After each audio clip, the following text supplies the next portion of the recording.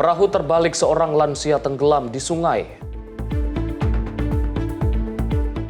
Israel klaim gempur puluhan target Hezbollah. Presiden Prabowo Subianto perintahkan perbaikan sekolah dan puskesmas. Lapak hewan kurban unik menghadirkan SPG ala pramugari.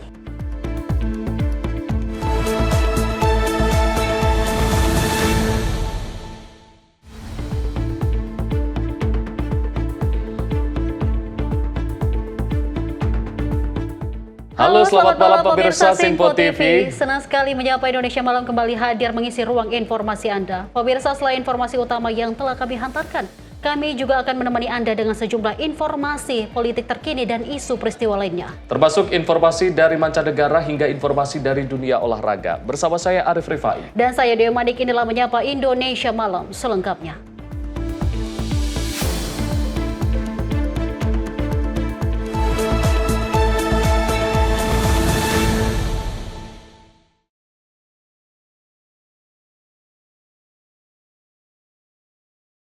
Pemirsa, tim SAR gabungan melakukan evakuasi medis darurat terhadap seorang warga negara Amerika Serikat dari kapal pesiar MV Silver Cloud di perairan Selat Karimata pada 10 Mei 2026. Korban mengeluhkan nyeri hebat di bagian perut sebelah kiri.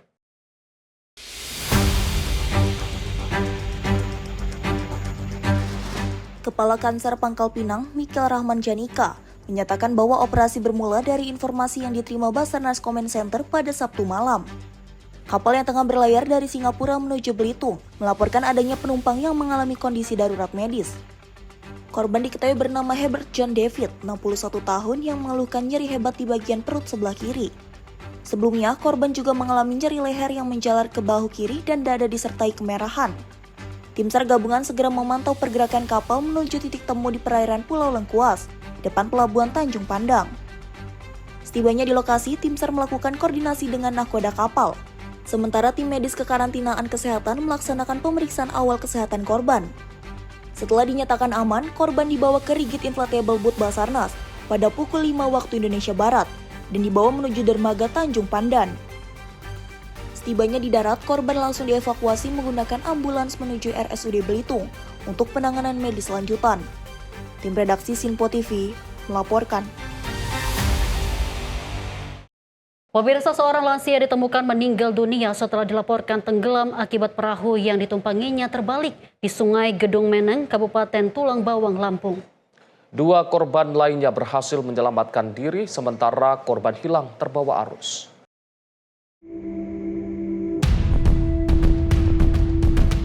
Kejadian bermula pada Jumat 8 Mei 2026 sekitar pukul 16 waktu Indonesia Barat saat korban bersama 2 rekannya menyeberangi sungai menggunakan perahu.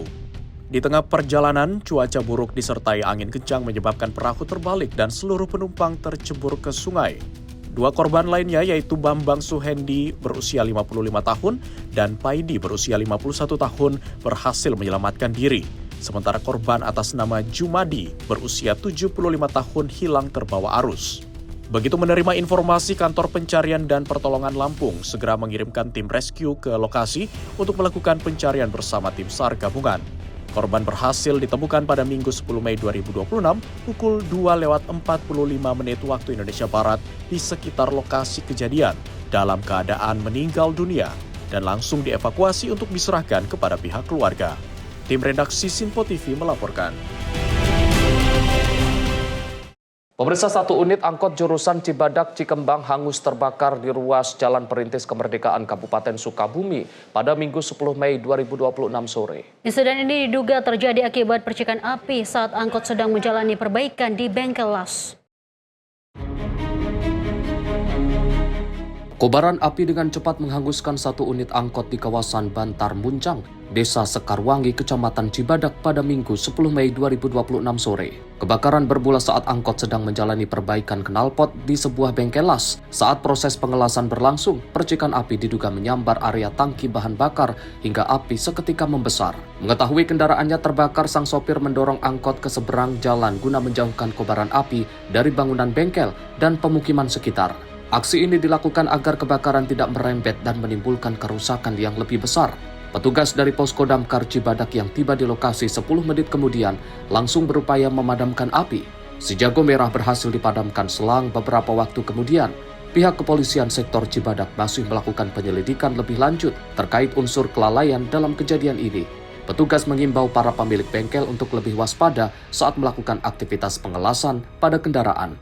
Zata Yumi, tim redaksi Sinpo TV, melaporkan. Pemirsa, upaya penyelundupan satwa eksotis asal Thailand berhasil digagalkan petugas Badan Karantina Indonesia di Bandara Internasional Soekarno-Hatta. Pelaku nekat menyembunyikan sejumlah satwa hidup di dalam kaos kaki dan diselipkan pada celana legging yang dikenakannya. Inilah sejumlah satwa eksotis yang berhasil disita petugas Balai Karantina Hewan, Ikan dan Tumbuhan Banten di Terminal 2 Bandara Soekarno-Hatta. Seorang warga negara Indonesia berinisial HA yang baru tiba dari Thailand diamankan karena kedapatan membawa satwa hidup tanpa dokumen resmi pada Jumat sore lalu. Modus yang digunakan pelaku tergolong sangat berani. Petugas menemukan 3 ekor monyet jenis marmoset, 4 ekor kadal Panama, 2 ekor bearded dragon, serta 1 ekor kadal Euromastix dalam kondisi hidup. Semuanya dimasukkan ke dalam kaos kaki dan diselipkan pada legging yang dipakai langsung oleh pelaku. Kepala Karantina Banten, Duma Sari menyatakan tindakan ini melanggar Undang-Undang Karantina karena tidak dilengkapi sertifikat kesehatan dari negara asal. Yang diduga membawa hewan hidup tanpa dilengkapi dokumen resmi karantina.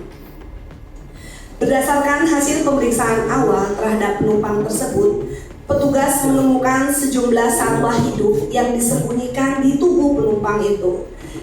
Satwa tersebut ditemukan dalam kondisi hidup dan dimasukkan ke dalam kaos kaki dan diselipkan pada legging yang dikenakan penumpang saat tiba ke Indonesia, khususnya Bandara Internasional Soekarno-Hatta.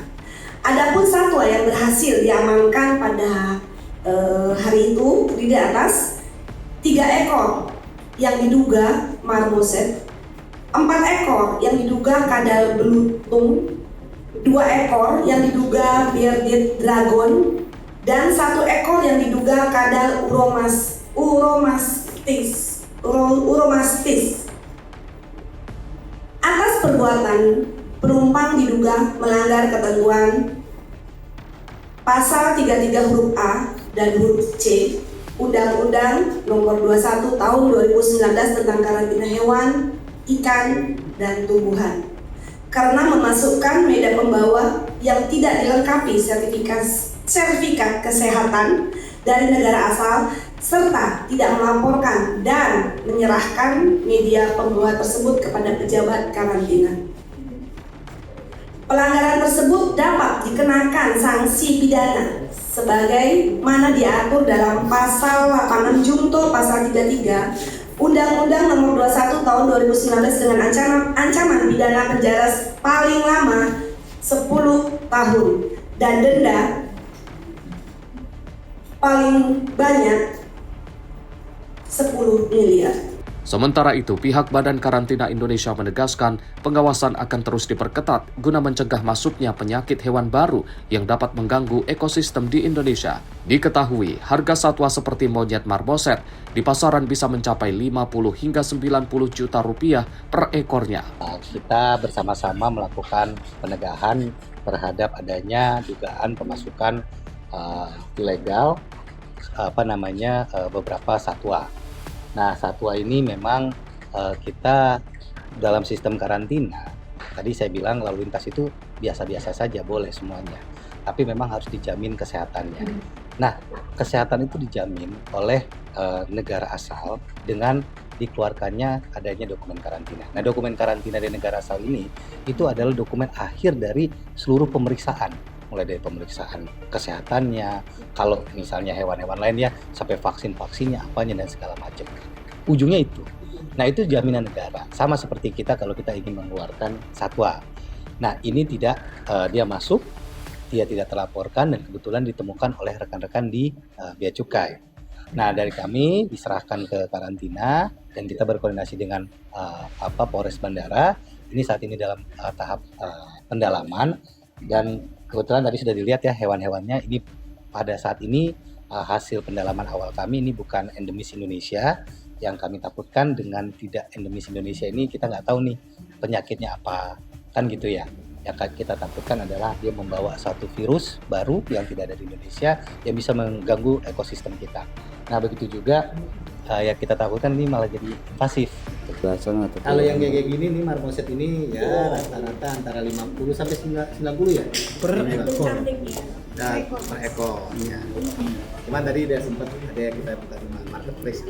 Atas perbuatannya, pelaku terancam pidana penjara paling lama 10 tahun dan denda maksimal 10 miliar rupiah sesuai Undang-Undang Nomor 21 Tahun 2019. Dari Tangerang, Banten, jurnalis Sinpo TV melaporkan.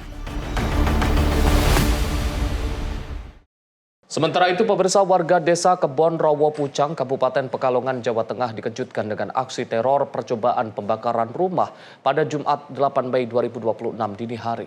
Pemirsa, rekaman CCTV memperlihatkan detik-detik seorang pelaku menyiramkan bahan bakar dan juga membakar pintu masuk rumah saat penghuni sedang terlelap tidur.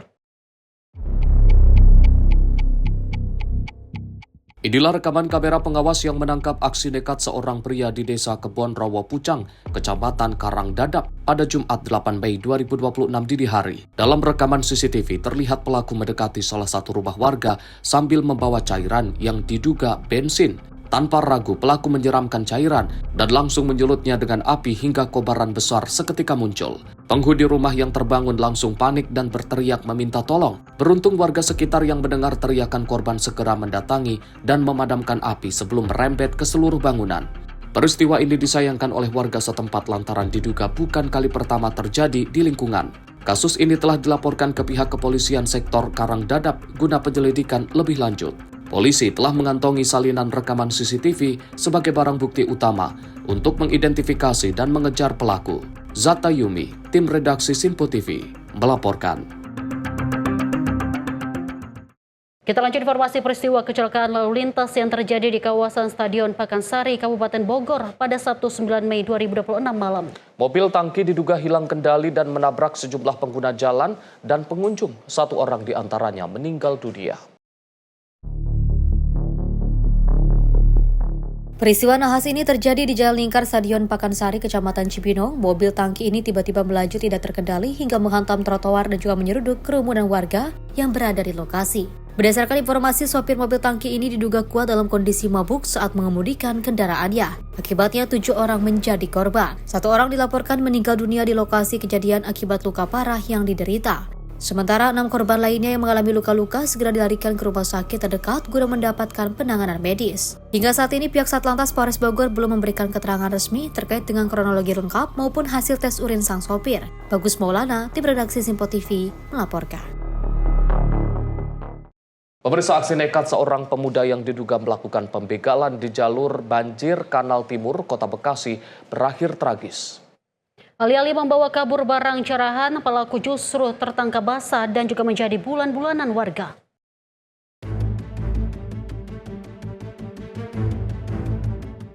Inilah rekaman video amatir yang memperlihatkan saat puluhan warga dan pengendara yang melintas mengepung seorang pria di jalur BKT Kota Bekasi pada Jumat 8 Mei 2026 siang.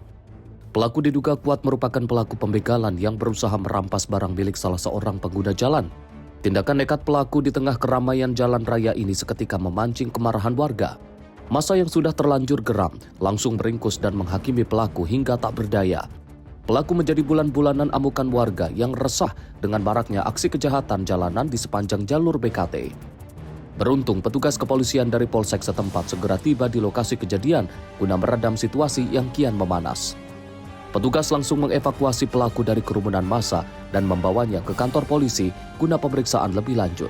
Zata Yumi, tim redaksi Sinpo TV, melaporkan.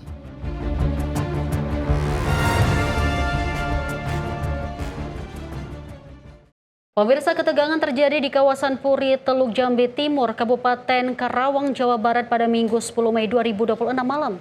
Ketegangan pecah antar supporter usai laga Persija Jakarta versus Persib Bandung.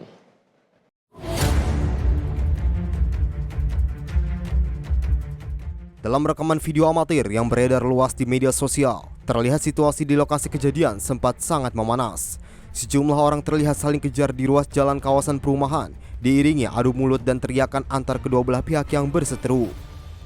Peristiwa ini terjadi tepat setelah laga besar Liga 1 Indonesia berakhir, di mana Persib Bandung berhasil keluar sebagai pemenang dengan skor tipis 2-1 atas tuan rumah Persija Jakarta. Kericuhan ini membuat warga sekitar maupun pengendara yang melintas merasa panik dan khawatir. Hingga saat ini, penyebab pasti yang memicu bentrokan belum diketahui secara jelas. Belum ada laporan resmi maupun keterangan dari pihak kepolisian terkait jumlah pihak yang terlibat maupun adanya korban luka dalam insiden. Bagus Maulana, tim redaksi Simpo TV, melaporkan.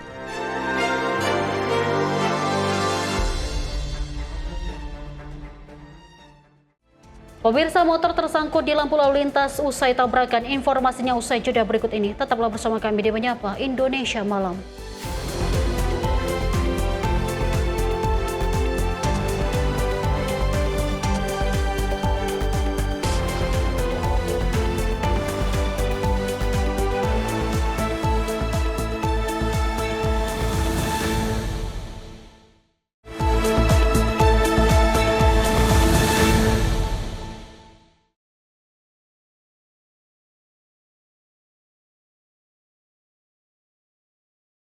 Pemirsa, Anda kembali menyaksikan Menyapa Indonesia Malam. Kebakaran hutan hebat menghanguskan ribuan hektar lahan di Florida, Amerika Serikat pada minggu waktu setempat. Peristiwa ini mengirimkan asap pekat ke langit Broward County dan juga memicu respon darurat dari berbagai lembaga.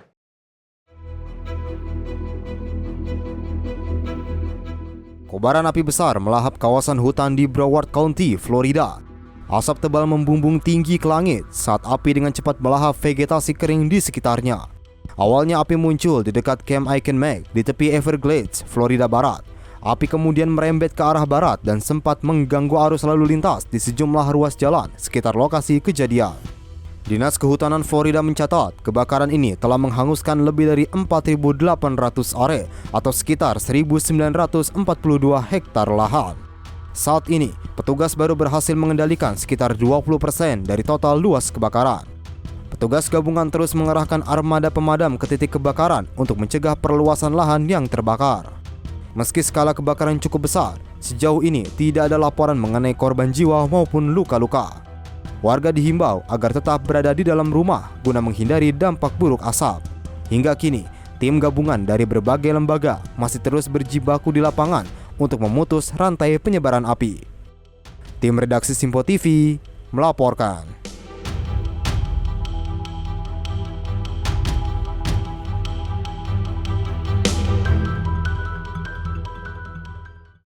Pemirsa, penumpang kapal pesiar MV Hondius yang terdampak wabah hantavirus mulai dievakuasi dari Kepulauan Kanari, Spanyol. Satu penumpang asal Amerika Serikat dilaporkan positif hantavirus tanpa gejala, sementara penumpang Perancis mengalami gejala saat penerbangan evakuasi.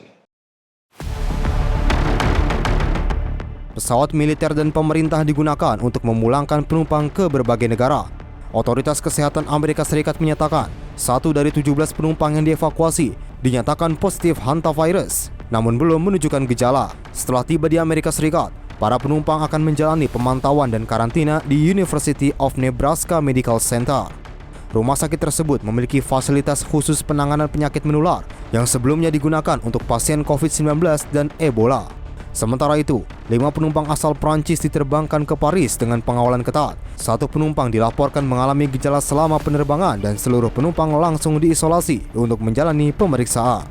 Sebelum evakuasi, seluruh penumpang MV Hondius dikawal petugas mengenakan alat pelindung lengkap dan masker pernapasan. We have been repeating the same answer many times.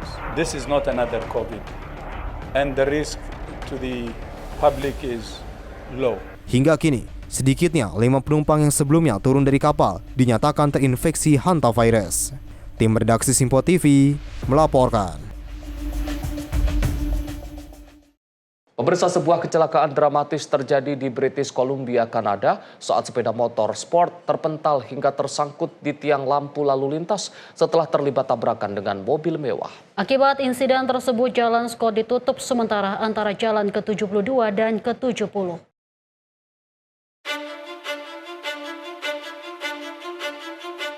Kecelakaan terjadi di sebuah persimpangan Jalan Scott dan Jalan 72 pada Sabtu waktu setempat. dengan melibatkan sebuah motor sport dan mobil mewah. Rekaman video menunjukkan motor tergantung di atas tiang lampu lalu lintas, dalam posisi yang tidak biasa setelah terjadinya kecelakaan hebat, sehingga menarik perhatian warga dan pengendara yang melintas.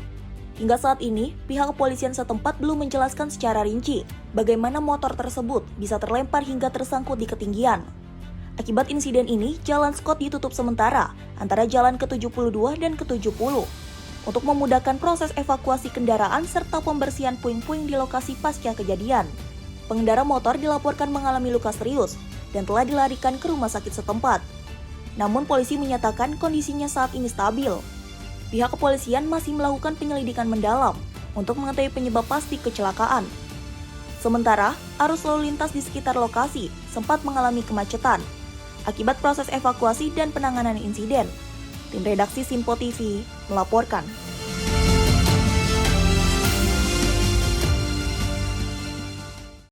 Pemirsa, ribuan warga Iran turun ke jalan-jalan di Teheran dan kota Borneo untuk menunjukkan dukungan terhadap pemerintah Iran. Aksi ini terjadi menyusul serangan terbaru yang dilakukan militer Amerika Serikat terhadap target yang diklaim berkaitan dengan fasilitas militer Iran.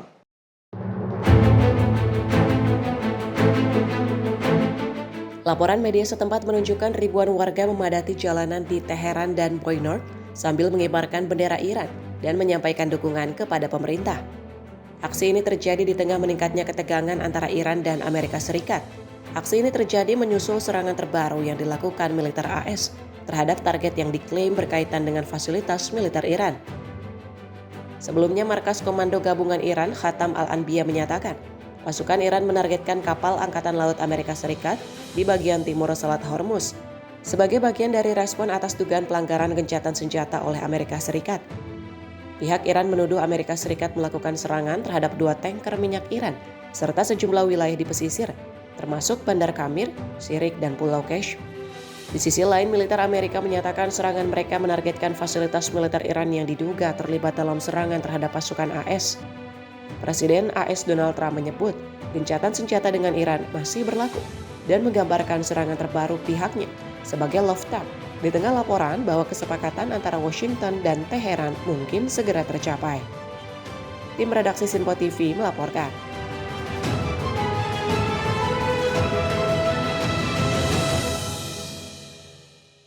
Sementara itu, polisi Israel menggunakan meriam air untuk membubarkan aksi demonstrasi di Yerusalem pada Sabtu 9 Mei 2026 waktu setempat. Pemirsa, aksi ini diwarnai bentrokan antara para demonstran memprotes kebijakan pemerintah Israel dan operasi militer yang terus berlangsung di kawasan Timur Tengah.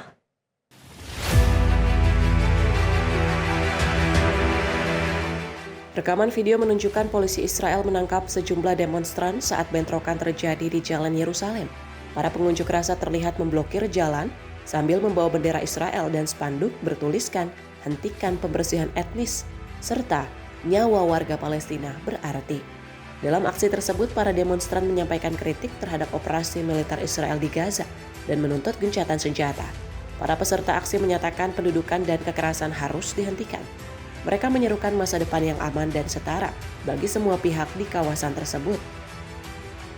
I'm here tonight to say "not in our name" with other Israeli Jews and American Jews, people from all around the world who are saying that we have to end the occupation, we have to resist ethnic cleansing, we have to stand in solidarity with Palestinian communities towards a future of safety and equal rights for everyone in this land. We're still protesting against the end of the war because even though Iran, there's no apparent war with Iran now, but still, there's Jordan, there's the West Bank, there's Gaza, there may be Iran again, and the plan of this government to demolish every constituent of our democracy have never stopped.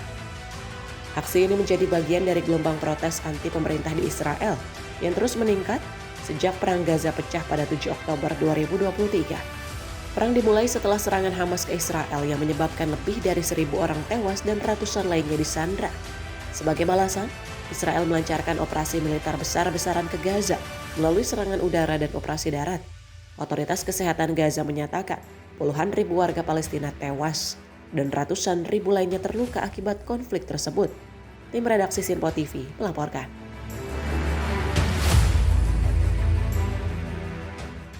Sementara itu, pemirsa, militer Israel mengklaim telah melancarkan serangan terhadap lebih dari 40 target yang disebut berafiliasi dengan Hezbollah. Serangan ini terjadi di tengah tuduhan pemerintah Lebanon yang menilai Israel berulang kali melanggar kesepakatan gencatan senjata April lalu.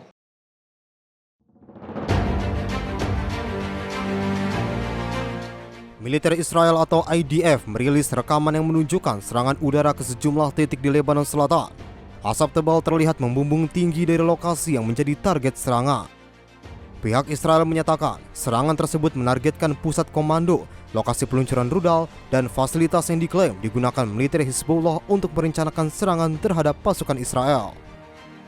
Militer IDF juga mengklaim setidaknya 10 anggota Hezbollah tewas dalam operasi terpisah di sepanjang wilayah perbatasan. Meski hingga saat ini, pihak Hezbollah belum memberikan konfirmasi resmi terkait rilis terbarunya.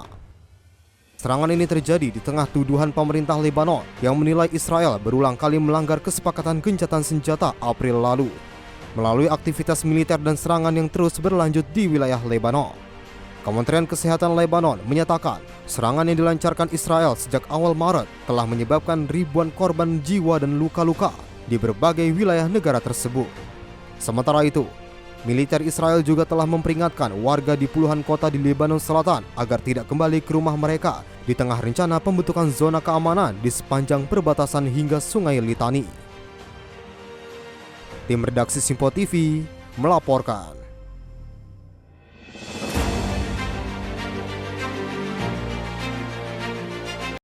Serangan udara Israel menghantam kawasan permukiman padat di Nabatih, Lebanon Selatan. Pemirsa, serangan ini menyebabkan 3 warga sipil dilaporkan tewas akibat serangan tersebut.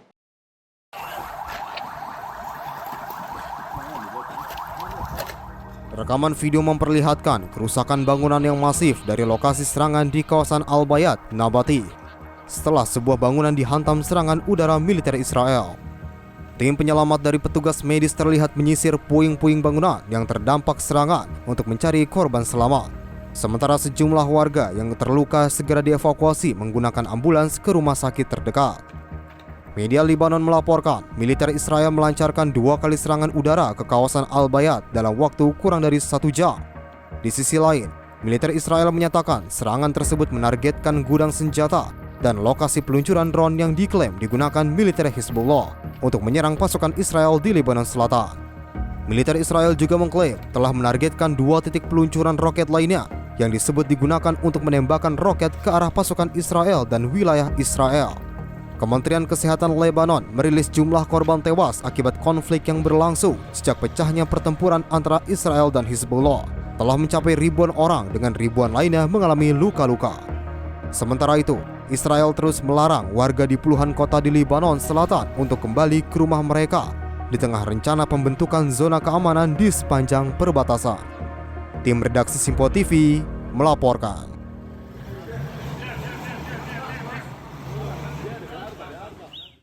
Pemirsa, mantan Perdana Menteri Thailand Thaksin Shinawatra resmi dibebaskan dari penjara di Bangkok. Thaksin Shinawatra telah menjalani 8 bulan masa hukuman dalam kasus terkait korupsi yang menjeratnya.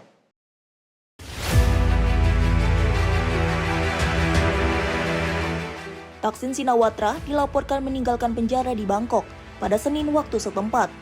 Setelah menjalani sebagian dari masa hukuman 1 tahun penjara atas kasus yang berkaitan dengan korupsi.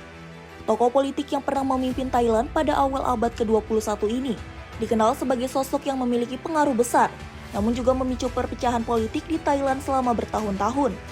Sebelumnya, Thaksin kembali ke Thailand pada 2025 lalu, setelah lama menjalani pengasingan di luar negeri untuk menghadapi proses hukum yang menjeratnya. Pembebasan Thaksin menjadi sorotan publik dan politik Thailand, mengingat pengaruh besar keluarga Shinawatra dalam peta politik negara tersebut. Sejumlah pengamat menilai, kembali bebasnya Thaksin dapat memberikan dampak politik baru di tengah dinamika politik Thailand yang masih berkembang.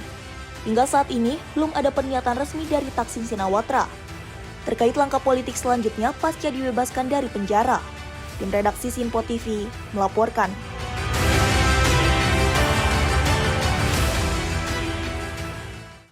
Pemirsa, Presiden Prabowo Subianto akan bagikan 1.582 kapal. Simak informasinya usai jeda, tetaplah bersama kami di Menyapa Indonesia Malam.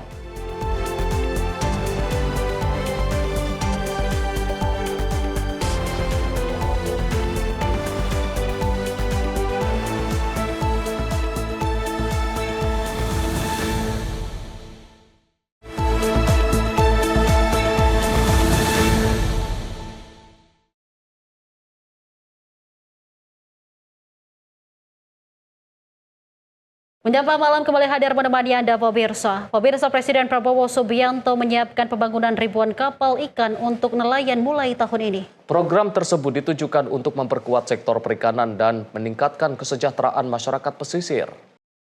Kita akan bangun mulai tahun ini 1.582 kapal ikan. Nanti kita akan bantu. Kita akan bagi kapal-kapal itu untuk rakyat, kita tidak ragu-ragu. Saat mengunjungi kampung nelayan Merah Putih, Leoto Selatan, Presiden Prabowo Subianto menjelaskan pembagian kapal akan dilakukan melalui koperasi nelayan. Presiden Prabowo memastikan pemerintah akan mulai membangun dan juga membagikan 1.582 kapal ikan kepada nelayan di berbagai daerah Indonesia pada tahun ini. Program tersebut disiapkan untuk memperkuat sektor perikanan nasional sekaligus meningkatkan kesejahteraan masyarakat pesisir. Pemerintah akan mengatur skema penerima bantuan mulai dari jumlah anggota koperasi hingga jenis kapal yang diberikan, baik kapal kecil, menengah maupun besar. Kepala negara menegaskan pemerintah ingin hasil laut Indonesia lebih banyak dikelola oleh nelayan dalam negeri. Kita akan bangun mulai tahun ini 1.582 kapal ikan. Nanti kita akan bantu, kita akan bagi kapal-kapal itu. Nanti bapak-bapak nelayan dengan keluarganya bikin koperasi. Nanti akan diatur apakah 30 nelayan satu koperasi atau 30. Nanti kita beri kapal. Kapal ada yang kecil, ada yang menengah, dan ada yang kapal-kapal besar. Ya, kita ingin bukan kapal asing yang ambil ikan di laut kita. Kita ingin rakyat kita yang mengambil. Kita akan resmikan desa nelayan, kampung nelayan seperti ini.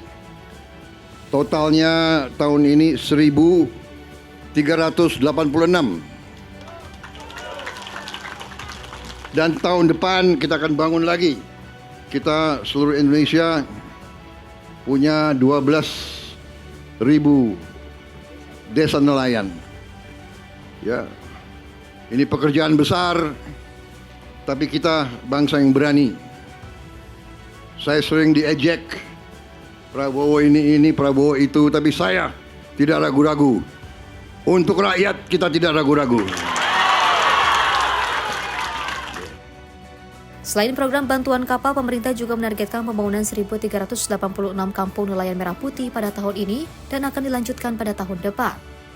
Presiden Prabowo menyebut pembangunan tersebut menjadi langkah besar untuk meningkatkan kesejahteraan sekitar 12.000 desa nelayan di seluruh Indonesia, agar para nelayan memiliki penghasilan yang lebih baik dan juga kehidupan yang lebih sejahtera.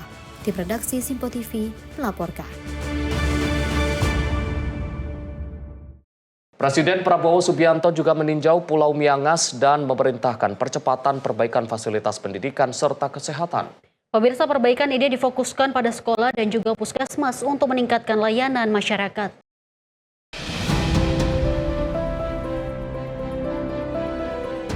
Pemerintah menaruh perhatian besar pada peningkatan layanan dasar di wilayah perbatasan Indonesia, khususnya di sektor pendidikan dan kesehatan.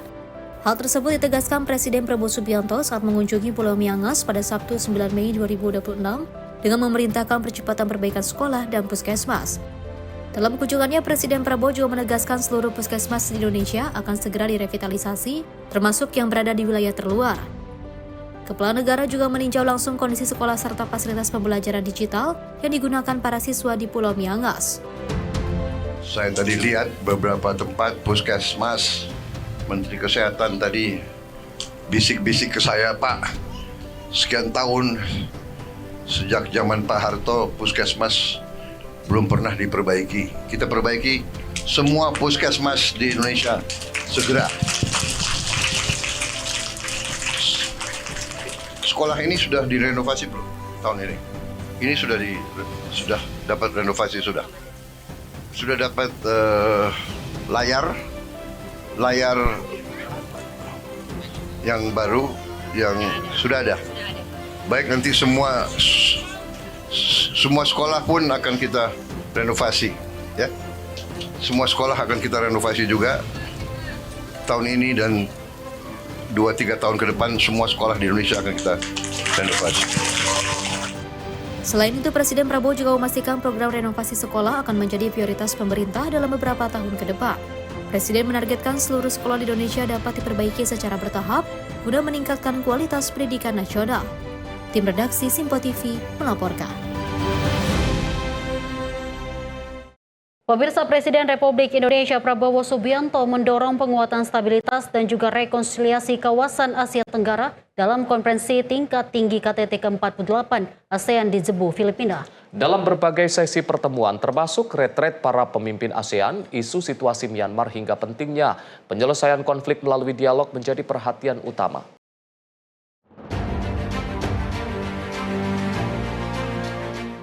Menteri Luar Negeri Sugiono dalam keterangan persnya menyampaikan bahwa para pemimpin ASEAN membahas perkembangan terbaru di Myanmar pasca pelaksanaan pemilu dan pembentukan pemerintahan baru di negara tersebut. Indonesia, kata Menlu Sugiono, sejak awal menegaskan pentingnya proses politik yang inklusif dan berorientasi pada perdamaian. Selain itu, Indonesia juga menekankan pentingnya implementasi 5-Point Konsensus ASEAN sebagai pijakan utama dalam penyelesaian krisis Myanmar. Dalam pembahasan tersebut, para pemimpin ASEAN turut menyoroti sejumlah perkembangan positif yang dilakukan pemerintahan baru Myanmar yang dinilai sebagai progres yang perlu diapresiasi oleh negara-negara ASEAN. Menlu Sugiono menambahkan bahwa perkembangan tersebut menjadi bagian dari upaya memenuhi komitmen dalam 5-Point Konsensus ASEAN. Karena itu, para pemimpin ASEAN juga membahas langkah-langkah terukur yang dapat dilakukan untuk terus mendorong perbaikan situasi di Myanmar. Pemilu, ada beberapa gestur positif yang dinilai juga perlu diapresiasi yang dilakukan oleh pemerintah baru, yaitu diantaranya pembebasan kalau angka yang disebut oleh pihak Myanmar sekitar 6.000 lebih tahanan politik, kemudian juga perubahan status tahanan dari Aung San Suu Kyi. Saya kira ini merupakan suatu progres dalam rangka memenuhi 5-Point Konsensus yang menjadi kewajiban. Ini yang kemudian dibahas, kemudian langkah-langkah terukur apa yang perlu dilakukan oleh negara-negara ASEAN dalam menyikapi progres yang terjadi di Myanmar ini. Pada intinya semua berpendapat, sepaham bahwa sebagai satu keluarga dalam sebuah kawasan ASEAN, negara-negara anggota harus terus memberikan perhatiannya, concernnya, dan terus mengengage Myanmar untuk bisa menemukan jalan yang mereka tentukan sendiri dalam rangka memperbaiki situasi negaranya. Selain isu Myanmar, Presiden Prabowo juga turut menyampaikan pandangannya terkait pentingnya rekonsiliasi dan dialog dalam menyikapi berbagai persoalan perbatasan di kawasan, termasuk ketegangan antara Thailand dan Kamboja. Presiden Prabowo menurut Menlu Sugiono menekankan bahwa persoalan perbatasan sebaiknya dikelola melalui pendekatan dialog, negosiasi, dan kerjasama yang memberikan manfaat nyata bagi masyarakat. Pendekatan tersebut menurut Menlu Sugiono juga menjadi prinsip yang selama ini dijalankan Indonesia dalam mengelola berbagai persoalan kawasan. Dari Cebu, Filipina, Tim Liputan Simpo TV melaporkan. Pemirsa, Menteri Koordinator Bidang Pemberdayaan Masyarakat Muhaimin Iskandar menyatakan kasus dugaan kekerasan seksual di Pondok Pesantren Dolokusumo, Pati, Jawa Tengah harus menjadi peringatan serius bagi seluruh pihak.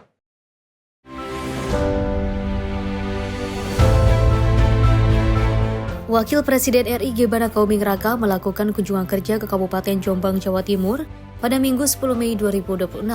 Dalam rangkaian kerjanya, Wapres melakukan ziarah ke makam Kiai Haji Abdul Wahab Kaspulo atau yang akrab dikenal sebagai Mbah Wahab. Setibanya di area makam, Wapres disambut oleh keluarga Kiai Haji Abdul Wahab Kaspulo.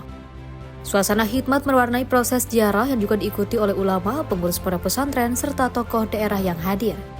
Tim redaksi Simpo TV melaporkan. Pemirsa, satu unit angkot jurusan Cibadak Cikembang hangus terbakar di ruas Jalan Perintis Kemerdekaan Kabupaten Sukabumi pada Minggu 10 Mei 2026 sore. Insiden ini diduga terjadi akibat percikan api saat angkot sedang menjalani perbaikan di bengkel las. Kobaran api dengan cepat menghanguskan satu unit angkot di kawasan Bantar Muncang, Desa Sekarwangi, Kecamatan Cibadak pada Minggu 10 Mei 2026 sore. Kebakaran bermula saat angkot sedang menjalani perbaikan knalpot di sebuah bengkel las. Saat proses pengelasan berlangsung, percikan api diduga menyambar area tangki bahan bakar hingga api seketika membesar. Mengetahui kendaraannya terbakar, sang sopir mendorong angkot ke seberang jalan guna menjauhkan kobaran api dari bangunan bengkel dan pemukiman sekitar. Aksi ini dilakukan agar kebakaran tidak merembet dan menimbulkan kerusakan yang lebih besar. Petugas dari Posko Damkar Cibadak yang tiba di lokasi 10 menit kemudian langsung berupaya memadamkan api. Si jago merah berhasil dipadamkan selang beberapa waktu kemudian. Pihak kepolisian sektor Cibadak masih melakukan penyelidikan lebih lanjut terkait unsur kelalaian dalam kejadian ini. Petugas mengimbau para pemilik bengkel untuk lebih waspada saat melakukan aktivitas pengelasan pada kendaraan. Zata Yumi, tim redaksi Sinpo TV, melaporkan. Pemirsa, upaya penyelundupan satwa eksotis asal Thailand berhasil digagalkan petugas Badan Karantina Indonesia di Bandara Internasional Soekarno-Hatta. Pelaku nekat menyembunyikan sejumlah satwa hidup di dalam kaos kaki dan diselipkan pada celana legging yang dikenakannya. Inilah sejumlah satwa eksotis yang berhasil disita petugas Balai Karantina Hewan, Ikan dan Tumbuhan Banten di Terminal 2 Bandara Soekarno-Hatta. Seorang warga negara Indonesia berinisial HA yang baru tiba dari Thailand diamankan karena kedapatan membawa satwa hidup tanpa dokumen resmi pada Jumat sore lalu. Modus yang digunakan pelaku tergolong sangat berani. Petugas menemukan 3 ekor monyet jenis marmoset, 4 ekor kadal Panama, 2 ekor bearded dragon, serta 1 ekor kadal Euromastix dalam kondisi hidup. Semuanya dimasukkan ke dalam kaos kaki dan diselipkan pada legging yang dipakai langsung oleh pelaku. Kepala Karantina Banten, Duma Sari, menyatakan tindakan ini melanggar Undang-Undang Karantina karena tidak dilengkapi sertifikat kesehatan dari negara asal. Yang diduga membawa hewan hidup tanpa dilengkapi dokumen resmi karantina. Berdasarkan hasil pemeriksaan awal terhadap penumpang tersebut, petugas menemukan sejumlah satwa hidup yang disembunyikan di tubuh penumpang itu. Satwa tersebut ditemukan dalam kondisi hidup dan dimasukkan ke dalam kaos kaki dan diselipkan pada legging yang dikenakan penumpang saat tiba ke Indonesia, khususnya Bandara Internasional Soekarno-Hatta.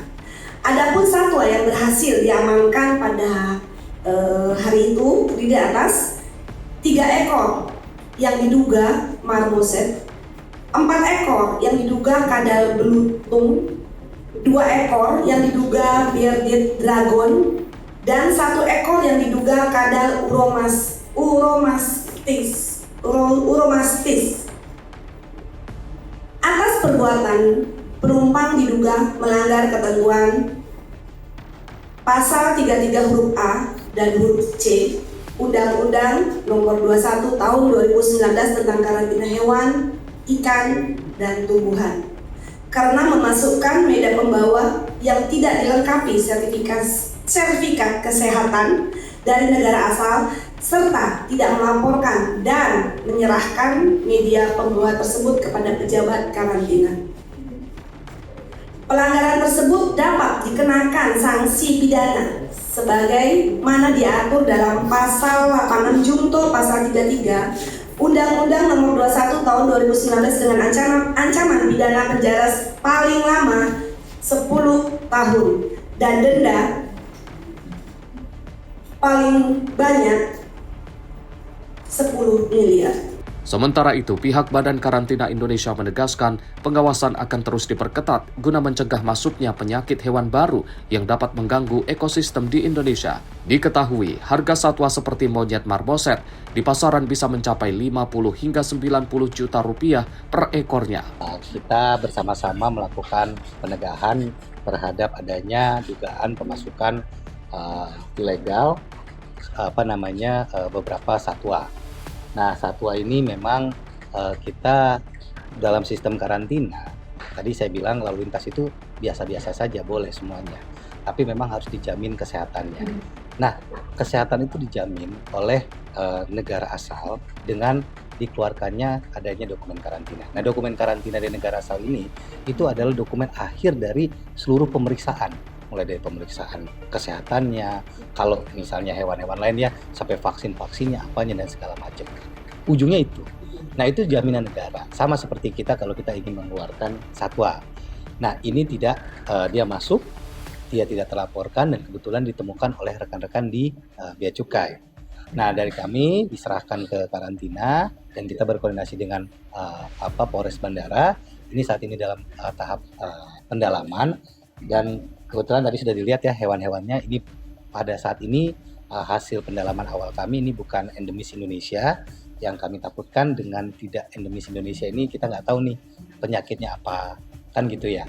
Yang kita takutkan adalah dia membawa satu virus baru yang tidak ada di Indonesia yang bisa mengganggu ekosistem kita. Nah, begitu juga yang kita takutkan ini malah jadi invasif. Kalau yang kayak gini nih marmoset ini ya rata-rata antara 50 sampai 90 ya per ekor. Nah, per ekor ya. Cuman tadi udah sempat ada yang kita buka di marketplace. Atas perbuatannya, pelaku terancam pidana penjara paling lama 10 tahun dan denda maksimal 10 miliar rupiah sesuai Undang-Undang Nomor 21 Tahun 2019. Dari Tangerang, Banten, jurnalis Sinpo TV melaporkan. Kita beralih ke informasi lain, pemirsa. Inspektorat Jenderal Kementerian Haji dan Umroh RI melakukan pengawasan langsung terhadap penyelenggaraan ibadah haji 2026 di Madinah. Pengawasan dilakukan bersama petugas sektor untuk memastikan layanan bagi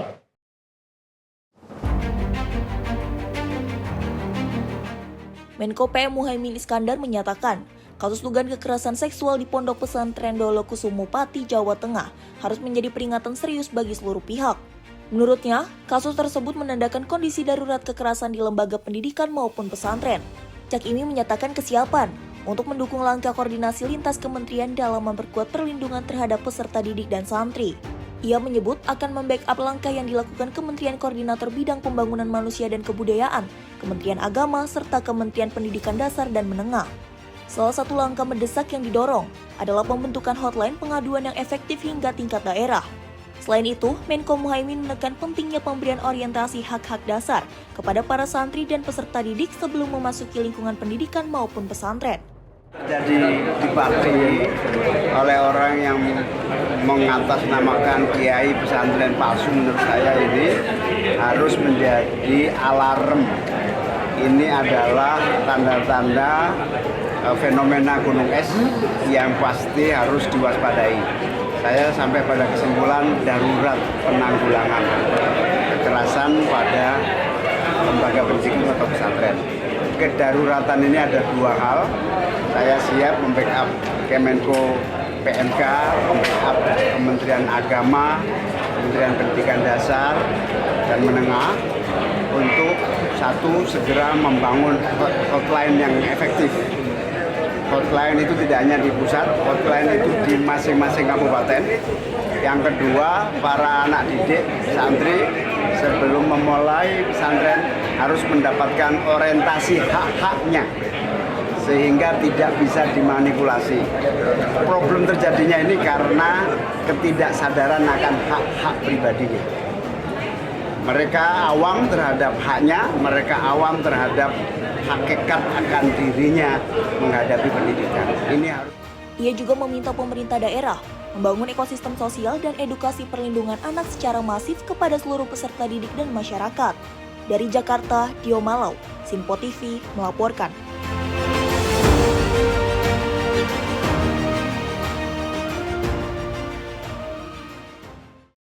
Kita beralih ke informasi haji, pemirsa. Inspektorat Jenderal Kementerian Haji dan Umroh RI melakukan pengawasan langsung terhadap penyelenggaraan ibadah haji 2026 di Madinah. Pemirsa, pengawasan dilakukan bersama petugas sektor untuk memastikan layanan bagi jemaah berjalan dengan baik.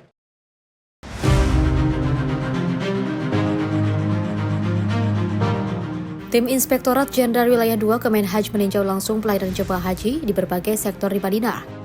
Pengawasan dilakukan dengan menemui jemaah, petugas kloter hingga petugas sektor. Secara umum penyelenggaraan haji dinilai berjalan baik, meski demikian masih ada sejumlah catatan detail yang juga menjadi bahan evaluasi untuk peningkatan layanan ke depan.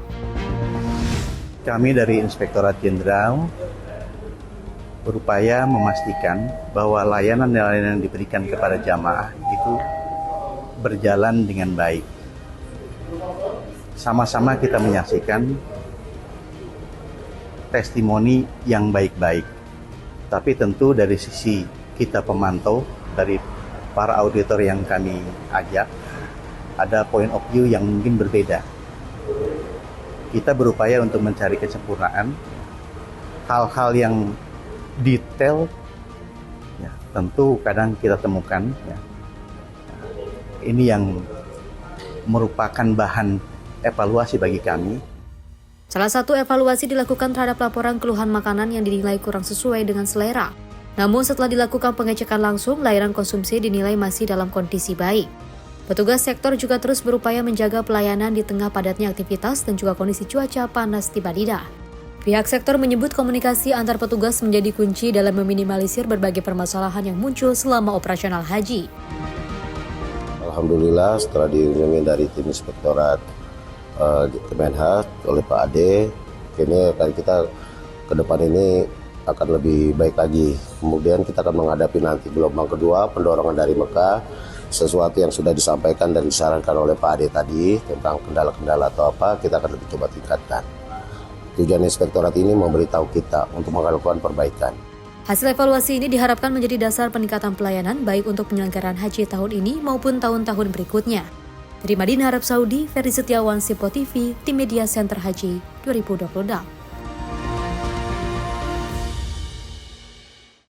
Pemirsa, penumpang kapal pesiar MV Hondius yang terdampak wabah hantavirus mulai dievakuasi dari Kepulauan Kanari, Spanyol. Satu penumpang asal Amerika Serikat dilaporkan positif hantavirus tanpa gejala, sementara penumpang Perancis mengalami gejala saat penerbangan evakuasi.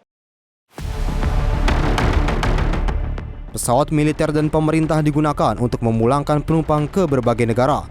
Otoritas Kesehatan Amerika Serikat menyatakan, 1 dari 17 penumpang yang dievakuasi dinyatakan positif hantavirus, namun belum menunjukkan gejala. Setelah tiba di Amerika Serikat, para penumpang akan menjalani pemantauan dan karantina di University of Nebraska Medical Center. Rumah sakit tersebut memiliki fasilitas khusus penanganan penyakit menular yang sebelumnya digunakan untuk pasien COVID-19 dan Ebola. Sementara itu, 5 penumpang asal Prancis diterbangkan ke Paris dengan pengawalan ketat. 1 penumpang dilaporkan mengalami gejala selama penerbangan dan seluruh penumpang langsung diisolasi untuk menjalani pemeriksaan. Sebelum evakuasi, seluruh penumpang MV Hondius dikawal petugas mengenakan alat pelindung lengkap dan masker pernapasan. We have been repeating the same answer many times. This is not another COVID, and the risk to the public is low.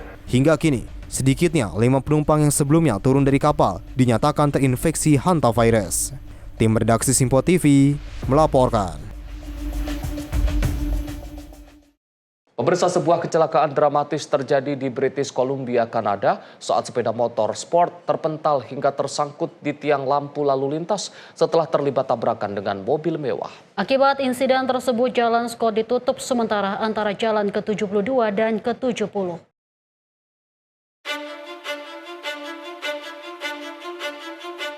Kecelakaan terjadi di sebuah persimpangan Jalan Scott dan Jalan 72 pada Sabtu waktu setempat dengan melibatkan sebuah motor sport dan mobil mewah.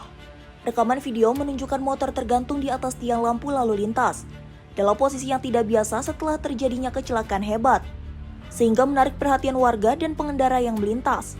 Hingga saat ini, pihak kepolisian setempat belum menjelaskan secara rinci bagaimana motor tersebut bisa terlempar hingga tersangkut di ketinggian. Akibat insiden ini, Jalan Scott ditutup sementara antara jalan ke-72 dan ke-70 untuk memudahkan proses evakuasi kendaraan serta pembersihan puing-puing di lokasi pasca kejadian. Pengendara motor dilaporkan mengalami luka serius dan telah dilarikan ke rumah sakit setempat. Namun polisi menyatakan kondisinya saat ini stabil. Pihak kepolisian masih melakukan penyelidikan mendalam untuk mengetahui penyebab pasti kecelakaan. Sementara, arus lalu lintas di sekitar lokasi sempat mengalami kemacetan akibat proses evakuasi dan penanganan insiden. Tim redaksi Simpo TV melaporkan.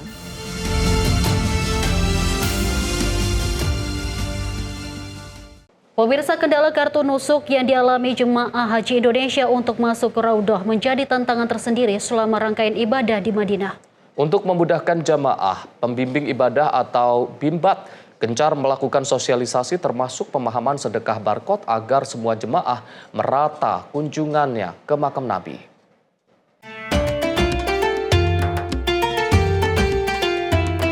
Para petugas pembimbing ibadah atau bimbat rutin memberikan sosialisasi terkait kartu nusuk yang kerap menjadi hambatan jemaah. Misalnya akun pada aplikasi nusuk tercatat oleh sistem sudah pernah mengunjungi Raudhah. Ada pula kendala yang disebabkan tidak munculnya barcode nusuk pada ponsel jemaah. Jemaah yang didominasi lansia tak pelak menyulitkan proses masuk Raudhah karena sistem digital yang diterapkan Arab Saudi. Selain edukasi untuk mengatasi sejumlah kendala, petugas bimbat turut mengampanyekan sedekah barcode. Bagi jemaah yang sudah pernah masuk Raudhah diharap bisa memberikan barcode nusuk kepada jemaah yang mengalami kendala. Jamaah kita itu memang tidak membawa HP ya atau gaptek, sehingga kami itu mengkampanyekan kepada semua jemaah, semua kloter itu tahun 2026 ini kami kampanyekan sedekah barcode. Jadi orang yang tidak punya aplikasi itu bisa disedekahi dari orang yang pernah masuk Raudhah, dan dia bisa mendaftar lagi. Ketika sudah mendapatkan barcode itu bisa difoto karena tidak bisa di screenshot, makanya difoto kemudian disedekahkan bagi jamaah lain. Sehingga harapannya semua jamaah itu bisa masuk Raudhah, saling bantu-membantu seperti itu. Sosialisasi nusuk dari petugas dinilai memberi peran penting dalam mengatasi kendala jemaah. Saja dikasih edukasi dan belum sempat di-share ke teman atau jamaah yang bersangkutan itu. Kemungkinan nanti bisa di-share dan masuk. Jauh ini bagus, responsif juga koordinasinya, dan mudah-mudahan sampai di akhir di musim haji ini terus seperti ini. Posko sosialisasi dibuka secara situasional tergantung melihat banyaknya keluhan jemaah. Tak jarang petugas harus berjibaku hingga malam hari. Dari Madinah, Arab Saudi, Ferry Setiawan, Simpo TV, tim MCH melaporkan. Pemirsa, BSPS Jawa Tengah naik 30.000 rumah pada 2026. Informasinya usai jeda berikut ini. Tetaplah bersama kami.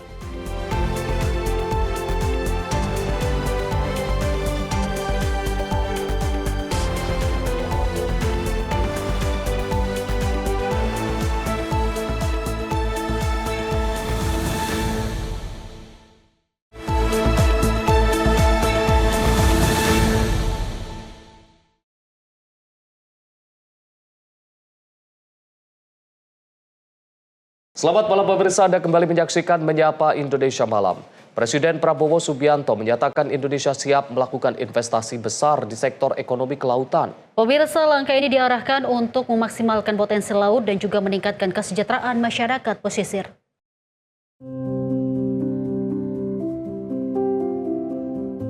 Saat meninjau Kampung Nelayan Merah Putih Liato Selatan di Kecamatan Dumbo Raya Kota Gorontalo pada Sabtu 9 Mei, Presiden Prabowo Subianto menegaskan pemerintah akan mendorong investasi besar di sektor ekonomi kelautan. Langkah tersebut dilakukan untuk memaksimalkan potensi laut Indonesia sekaligus menjawab meningkatnya kebutuhan protein hewani dunia. Presiden Prabowo juga menyebut penguatan sektor kelautan harus dimulai dari peningkatan kesejahteraan nelayan. Pemerintah menargetkan pembangunan 1.386 kampung nelayan merah putih tahun ini dan akan terus menambah ribuan desa nelayan setiap tahun sebagai bagian dari pengembangan blue economy. Dunia sekarang sangat memerlukan ikan, protein. Karena itu, pemerintah yang saya pimpin, kita akan besar-besaran mengembangkan perikanan dan kelautan. Kita harus bersyukur dan kita harus sekarang besar-besaran investasi. Dan tahun depan kita akan bangun lagi. Berapa tahun depan? 1.000. Dan seterusnya kita akan bangun tiap tahun 1.000. Kita seluruh Indonesia punya 12.000 desa nelayan. Ya. Ini pekerjaan besar. Nanti kita beri kapal. Kapal ada yang kecil, ada yang menengah, dan ada yang kapal-kapal besar. Ya. Kita ingin bukan kapal asing yang ambil ikan di laut kita. Kita ingin rakyat kita yang mengambil. Selain pembangunan kampung nelayan, pemerintah juga menyiapkan distribusi 1.582 kapal ikan melalui koperasi nelayan. Kapal yang diberikan terdiri dari berbagai ukuran dan juga diharapkan mampu memperkuat peran nelayan lokal agar hasil laut Indonesia lebih banyak dikelola oleh masyarakat sendiri. Tim redaksi Simpo TV melaporkan. Sementara itu, pemirsa, menjelang Hari Raya Idul Adha 1447 Hijriah, penjualan hewan kurban mulai terlihat ramai di sejumlah wilayah Jabodetabek, termasuk di Mall Hewan Kurban Haji Doni yang berlokasi di Depok, Jawa Barat. Lapak hewan kurban ini menghadirkan konsep berbeda dengan menampilkan sales promotion girl atau SPG yang berpakaian ala pramugari untuk menyambut calon pembeli. Dan berikut laporan jurnalis Sri Dewi. Oke pemirsa, Simpo TV menjelang Hari Raya Idul Adha yang akan dilaksanakan pada tanggal 27 Mei mendatang, tak lengkap rasanya jika Anda tidak berburu hewan kurban. Nah, salah satu yang sedang viral di media sosial dan di mana-mana, ini ada di Mall Hewan Kurban Haji Doni, tepatnya yang ada di Depok, Jawa Barat, yang mana mereka menjual banyak sekali hewan kurban berjenis sapi dengan ada total sekitar 350 hewan kurban. Dan yang menarik ya, penjualan di sini juga terdapat Sales Promotion Girl atau SPG yang turut membantu para pembeli yang akan membeli hewan kurban di Mall Hewan Kurban Haji Doni ini. Nah, untuk melihat seperti apa sih cara pembelian hewan kurban yang ada di sini, saya akan berbincang langsung dengan salah satu Sales Promotion Girl atau SPG yang ada di Mall Hewan Kurban Haji Doni ini dengan Mbak Andina. Selamat datang di Mall Hewan Kurban Haji Doni. Oke, nah itu kita baru datang langsung disambut sama Mbak SPG-nya. Nah, Mbak, ini kita boleh tanya-tanya nggak sih? Oke. Nah, ini secara para pembeli untuk memilih hewan kurban ini bagaimana sih? Biasanya itu pembeli itu menjelaskan dia inginnya sapi yang bobot berapa atau yang jenisnya apa, lalu kita bantu arahkan. Nanti setelah customer itu pilih jenis misalnya sapi yang nelor ini, nanti di eartag kuping sapinya itu ada eartag, itu ada nomor. Nanti kita ketik di aplikasi nih. Aku kasih lihat ya, Kak. Oke, boleh nih sambil diunjukkan kepada pemirsa seperti apa cara atau cara para pembeli yang akan melakukan pembelian di toko hewan Mall Hewan Kurban Haji Doni. Nah, misalnya ini kodenya itu di 1209. Ini ada jenis sapinya putih. Dia tersedia masih di kandang dan ini untuk price listnya. Oke, berarti dengan di sini bisa saya tunjukkan price tag-nya seperti apa. Ini tag yang ada di sapi ini adalah yang tag yang kuning ini nantinya akan di-scan atau ditunjukkan kepada Sales Promotion Girl atau SPG-nya. Nanti mereka yang akan mencari tahu ini sapi jenis apa dan harga berapa, apakah ini sudah dipesan atau belum.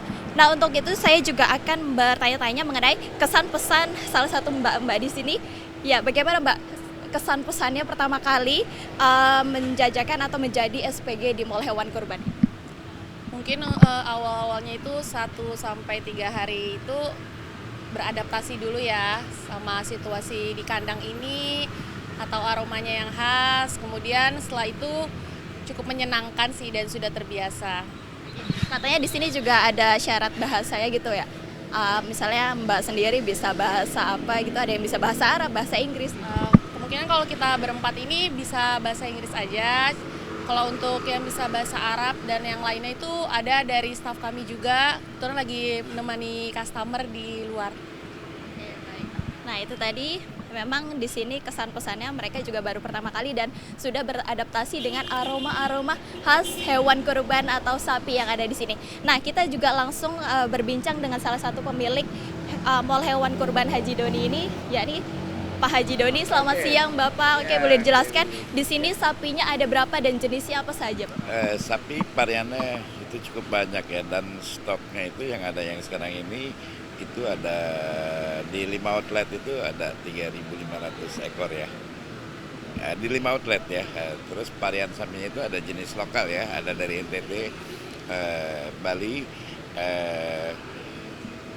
NTB ya. terus ada juga jenis-jenis apa itu yang sudah silang ya, imunisasi buatan ya, yaitu yang ada Braford, ada White Brahman, ada Black Brahman, ada Cherolis, ada Belgian Blue, ada Jersey, ada Pis Holland ya. Bahkan ada juga ya sapi impornya ya. Kalau untuk sapi impor kita itu harus potongnya di abator ya, di RPH yang sudah di close system ya. Itu karena tidak bisa di sembarang tempat yang untuk impornya. Oke. Bapak di sini kan ada keunikan sendiri ya, nih ada SPG yang standby dan untuk menjual sapi-sapi di sini. Nah ini konsepnya sebenarnya apa sih maknanya Pak?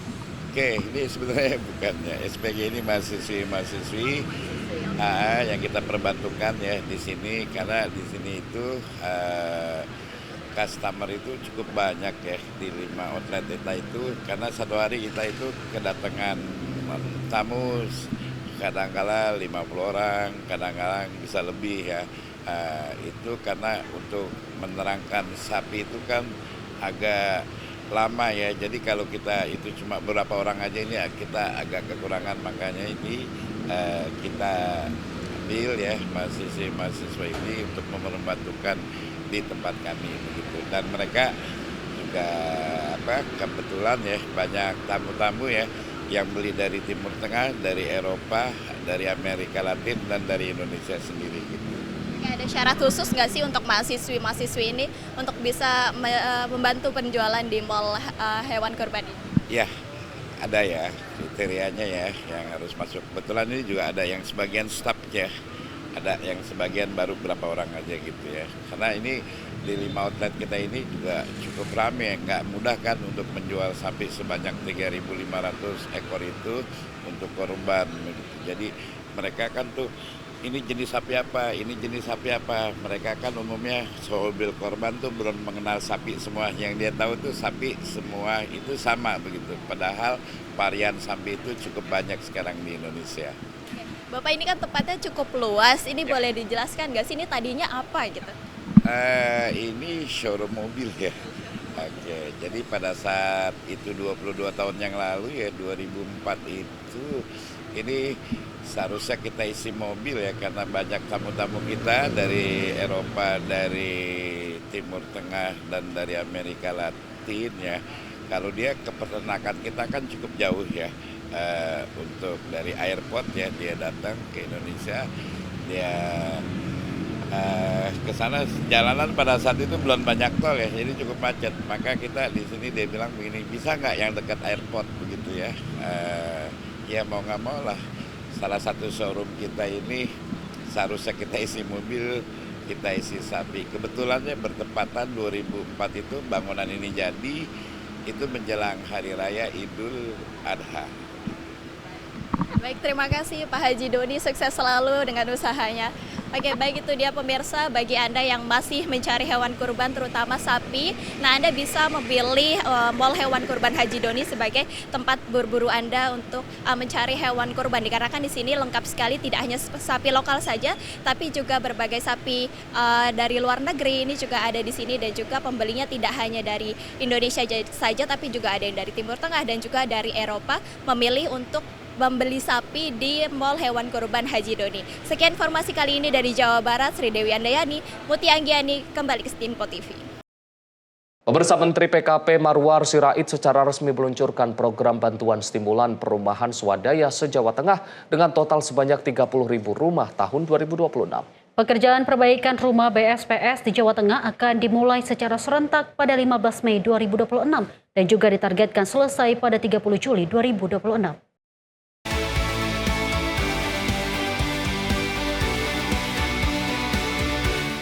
Menteri Perumahan dan Kawasan Permukiman (PKP) Marwar Sirait secara resmi meluncurkan program bantuan stimulan perumahan swadaya atau BSPS se-Jawa Tengah dengan total sebanyak 30.000 rumah tahun 2026 di Desa Kaliwlingi, Kabupaten Brebes, Sabtu 9 Mei 2026. Dalam sambutannya, Menteri PKP menegaskan bahwa program BSPS ditujukan bagi masyarakat yang benar-benar membutuhkan, khususnya masyarakat berpenghasilan rendah yang selama ini tinggal di rumah tidak layak huni. Ia menjelaskan pekerjaan perbaikan rumah BSPS di Jawa Tengah akan dimulai secara serentak pada 15 Mei 2026 dan ditargetkan selesai pada 30 Juli 2026. Untuk Kabupaten Brebes, jumlah BSPS pada tahun 2025 tercatat sebanyak 20 unit dan meningkat menjadi 600 unit pada tahun 2026 yang tersebar di 11 kecamatan dan 15 desa. Sementara secara keseluruhan di Provinsi Jawa Tengah, jumlah BSPS meningkat dari 7.532 unit pada tahun 2025 menjadi 30.000 unit pada tahun 2026. Menteri PKP juga menyampaikan apresiasi kepada seluruh tenaga fasilitator lapangan dan jajaran Kementerian PKP yang terus mendampingi masyarakat dalam pelaksanaan program BSPS. Sementara itu, anggota Komisi 5 DPR RI Danang Wicaksana menyampaikan apresiasinya kepada Presiden Prabowo, Menteri PKP, dan seluruh jajaran Kementerian PKP atas pelaksanaan program BSPS yang dinilai memberikan manfaat nyata bagi masyarakat. Melalui program BSPS, pemerintah tidak hanya memperbaiki rumah masyarakat, tetapi juga menghadirkan hunian yang lebih layak, sehat, dan aman, guna meningkatkan kualitas hidup serta kesejahteraan masyarakat Indonesia. Tim redaksi Sinpo TV melaporkan. Pemirsa, ratusan warga melakukan nonton bareng laga pertandingan bola antara Persija melawan Persib di halaman Polsek Pesanggerahan, Jakarta Selatan. Warga yang kebanyakan mendukung Persija sangat antusias nobar yang digelar pihak kepolisian, menambahkan kedekatan antar warga dengan kepolisian.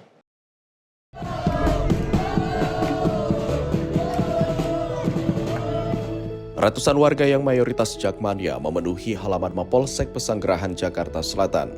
Para warga berkumpul untuk menyaksikan laga El Clasico antara Persija Jakarta melawan Persib Bandung dalam lanjutan Super League. Suasana nonton bareng ini berlangsung meriah, para supporter membawa sejumlah atribut seperti bendera dan syal Persija. Beberapa di antaranya juga membawa tam-tam untuk mengiringi ratusan supporter menyanyikan yel-yel Persija Jakarta.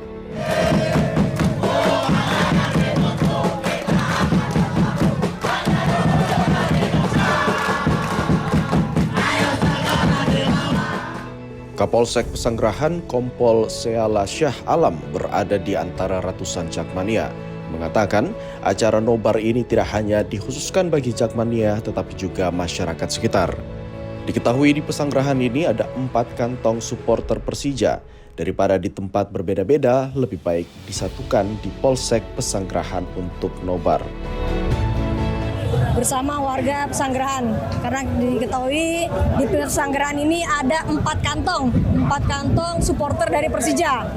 Nah, daripada warga di tempat yang berbeda-beda, lebih baik kita satukan semuanya di Polsek Pesanggerahan. Kita pastikan juga keamanannya semua, sama-sama kita nonton, sama-sama kita bergembira. Bersama 3 pilar, ada saya, ada Pak Yan Ramil juga, Pak Camat juga menuju ke sini. Sementara warga mengaku senang dengan adanya nobar yang digelar Polsek, menambah kedekatan masyarakat dengan kepolisian. Kesini semua, Jack, semua kesini semua. Terima kasih buat Kapolsek Pesanggerahan. Kita bisa nonton bareng rame-rame di sini. Anak saya juga bisa nonton di sini. Saya sangat setuju kalau misalkan diadakan lagi kegiatan seperti ini. Mendekatkan supporter Persija dengan kepolisian. Jadi kita satu padu buat menjaga keamanan. Kalau seandainya ada event-event seperti ini lagi gitu. Nggak menutup kemungkinan Persija mendominasi penyerangan. Tapi emang sepertinya kalah 2-1 tapi tetap bagus, selalu mendukung walaupun kalah. Adapun laga Persija kontra Persib berlangsung ketat sejak peluit awal dibunyikan. Persija sempat memimpin lewat gol Alaidin Ajari di menit ke-20, namun Persib Bandung berhasil membalikkan keadaan melalui brace Adam Alis di menit ke-28 dan ke-38 yang akhirnya Persib menang dengan skor 2-1. Dari Jakarta, jurnalis Sinpo TV melaporkan.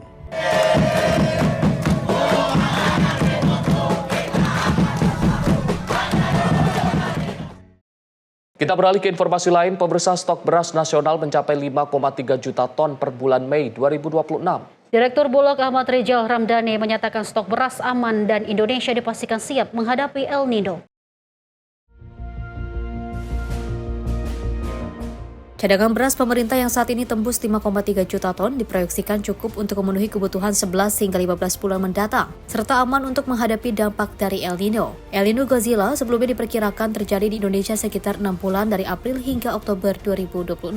Menghadapi perakiraan tersebut, pemerintah dan juga Perum Bulog telah mengantisipasi dengan memperkuat cadangan beras pemerintah atau CPP dan menggencarkan pompanisasi di lahan pertanian. Melimpahnya stok cadangan beras tersebut membuat Bulog harus menyewa tambahan gudang dari pihak swasta, salah satunya di daerah Karawang karena kapasitas gudang milik Bulog terbatas. Jadi kalau melihat stok yang sekarang sudah mencapai 5,3 juta ton, itu kami pastikan menghadapi El Nino itu akan aman. Ahmad menyebut hasil ini jadi capaian tertinggi Perum Bulog selama 59 tahun berdiri dan didapat dari kerjasama dengan petani, produsen, serta instansi terkait, sehingga pemerintah optimis bahwa Indonesia dapat menghadapi El Nino tanpa perlu melakukan impor beras. Dari Jakarta, Anggita Haryodo, Azul Hakim, Simpo TV, melaporkan. Pemirsa, upaya penyelundupan satwa eksotis asal Thailand berhasil digagalkan petugas Badan Karantina Indonesia di Bandara Internasional Soekarno-Hatta. Pelaku nekat menyembunyikan sejumlah satwa hidup di dalam kaos kaki dan diselipkan pada celana legging yang dikenakannya. Inilah sejumlah satwa eksotis yang berhasil disita petugas Balai Karantina Hewan, Ikan dan Tumbuhan Banten di Terminal 2 Bandara Soekarno-Hatta. Seorang warga negara Indonesia berinisial HA yang baru tiba dari Thailand diamankan karena kedapatan membawa satwa hidup tanpa dokumen resmi pada Jumat sore lalu. Modus yang digunakan pelaku tergolong sangat berani. Petugas menemukan 3 ekor monyet jenis marmoset, 4 ekor kadal Panama, 2 ekor bearded dragon, serta 1 ekor kadal Euromastix dalam kondisi hidup. Semuanya dimasukkan ke dalam kaos kaki dan diselipkan pada legging yang dipakai langsung oleh pelaku. Kepala Karantina Banten, Duma Sari menyatakan tindakan ini melanggar Undang-Undang Karantina karena tidak dilengkapi sertifikat kesehatan dari negara asal. Yang diduga membawa hewan hidup tanpa dilengkapi dokumen resmi karantina. Berdasarkan hasil pemeriksaan awal terhadap penumpang tersebut, petugas menemukan sejumlah satwa hidup yang disembunyikan di tubuh penumpang itu. Satwa tersebut ditemukan dalam kondisi hidup dan dimasukkan ke dalam kaos kaki dan diselipkan pada legging yang dikenakan penumpang saat tiba ke Indonesia, khususnya Bandara Internasional Soekarno-Hatta. Adapun satwa yang berhasil diamankan pada hari itu di atas 3 ekor yang diduga marmoset, 4 ekor yang diduga kadal belutung, 2 ekor yang diduga bearded dragon, dan 1 ekor yang diduga kadal Euromastix. Atas perbuatan, penumpang diduga melanggar ketentuan Pasal 33 huruf A dan huruf C Undang-Undang Nomor 21 Tahun 2019 tentang Karantina Hewan, Ikan, dan Tumbuhan karena memasukkan media pembawa yang tidak dilengkapi sertifikat kesehatan dari negara asal serta tidak melaporkan dan menyerahkan media pembawa tersebut kepada pejabat karantina. Pelanggaran tersebut dapat dikenakan sanksi pidana sebagai mana diatur dalam Pasal 86 Junto Pasal 33 Undang-Undang Nomor 21 Tahun 2019 dengan ancaman pidana penjara paling lama 10 tahun dan denda paling banyak 10 miliar. Sementara itu, pihak Badan Karantina Indonesia menegaskan pengawasan akan terus diperketat guna mencegah masuknya penyakit hewan baru yang dapat mengganggu ekosistem di Indonesia. Diketahui, harga satwa seperti monyet marmoset di pasaran bisa mencapai 50 hingga 90 juta rupiah per ekornya. Kita bersama-sama melakukan penegahan terhadap adanya dugaan pemasukan ilegal beberapa satwa. Nah, satwa ini memang kita dalam sistem karantina, tadi saya bilang lalu lintas itu biasa-biasa saja, boleh semuanya. Tapi memang harus dijamin kesehatannya. Nah, kesehatan itu dijamin oleh negara asal dengan dikeluarkannya adanya dokumen karantina. Nah, dokumen karantina dari negara asal ini itu adalah dokumen akhir dari seluruh pemeriksaan. mulai dari pemeriksaan kesehatannya, kalau misalnya hewan-hewan lain ya sampai vaksin-vaksinnya apanya dan segala macam. Ujungnya itu. Nah itu jaminan negara, sama seperti kita kalau kita ingin mengeluarkan satwa. Nah ini tidak, dia masuk, dia tidak terlaporkan dan kebetulan ditemukan oleh rekan-rekan di Bea Cukai. Nah dari kami diserahkan ke karantina dan kita berkoordinasi dengan Polres Bandara. Ini saat ini dalam tahap pendalaman dan kebetulan tadi sudah dilihat ya hewan-hewannya ini pada saat ini hasil pendalaman awal kami ini bukan endemis Indonesia. Yang kami takutkan dengan tidak endemis Indonesia ini kita nggak tahu nih penyakitnya apa, kan gitu ya. Yang kita takutkan adalah dia membawa satu virus baru yang tidak ada di Indonesia yang bisa mengganggu ekosistem kita. Nah begitu juga ya kita takutkan ini malah jadi invasif. Kalau yang kayak gini nih marmoset ini ya rata-rata antara 50 sampai 90 ya per ekor. Nah, per ekor ya. Cuman tadi dia sempat ada yang kita buka di marketplace. Atas perbuatannya, pelaku terancam pidana penjara paling lama 10 tahun dan denda maksimal 10 miliar rupiah sesuai Undang-Undang Nomor 21 Tahun 2019. Dari Tangerang, Banten, jurnalis Info TV melaporkan. Pemirsa, Direktur Utama Perum Bulog Ahmad Rizal Ramdhani menyampaikan capaian stok pangan nasional terus mengalami peningkatan pada tahun 2026. Hingga pertengahan Mei, stok Bulog telah mencapai 5,3 juta ton dan ditargetkan menembus 6 juta ton pada akhir bulan. Direktur Utama Perum Bulog Ahmad Rizal Ramdhani menyampaikan stok pangan Bulog terus mengalami peningkatan pada tahun 2026. Rizal mengungkapkan hingga 11 Mei 2026 stok Bulog tercatat mencapai 5,3 juta ton dan ditargetkan menembus 6 juta ton pada akhir bulan Mei. Rizal menyebut capaian tersebut menjadi bagian dari upaya Bulog dalam mendukung swasembada pangan nasional, program prioritas dari Presiden Prabowo Subianto. Selain itu, Bulog juga terus menjaga stabilisasi harga pangan bagi parts petani maupun masyarakat sesuai dengan ketentuan harga pembelian dan juga harga eceran tertinggi yang telah ditetapkan oleh pemerintah. Di tahun 2025, syukur alhamdulillah, Bulog dapat mewujudkan target swasembada pangan yang mana pencapaian di tahun yang lalu itu puncak stok Bulog adalah 4,2 juta ton.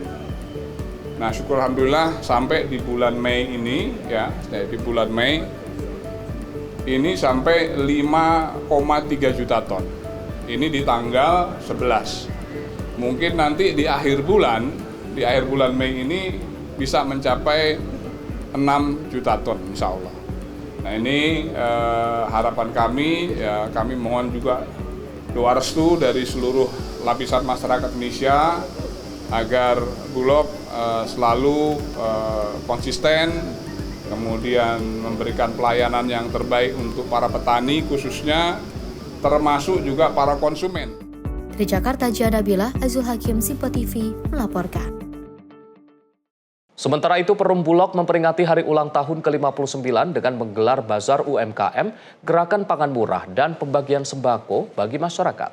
Pemirsa, kegiatan yang digelar di kantor Bulog Jakarta menjadi wujud komitmen Bulog dalam memberikan pelayanan dan juga manfaat bagi masyarakat.